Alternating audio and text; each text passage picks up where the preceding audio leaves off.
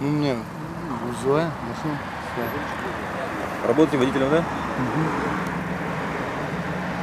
За то, что передали управление транспортным средством, лицу, настоящее опьянение.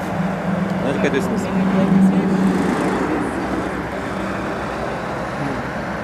Попросила просто.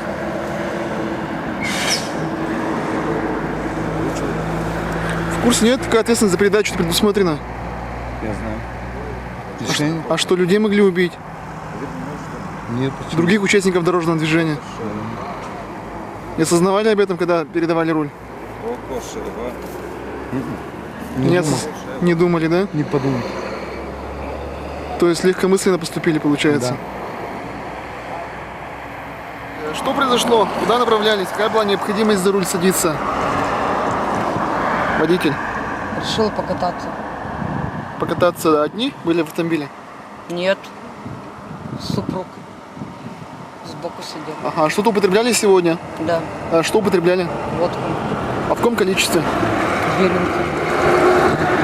Ага, какая была необходимость садиться за руль в таком состоянии? Ну, решила порулить. Чего вы меня снимаете? На камеру, что ли? По ответственности в курсе какая предусмотрена? Знаю. Знаете. Да. А что дорожно-транспортное Знаю, совершение? от 2 до 5 лет дает. С 15-го года. В пьяном виде второй раз, если поймают. То есть вы уже не первый раз, получается, подаетесь, привлекаетесь к У меня вообще ответственности? прав нету. Не имеете водительского?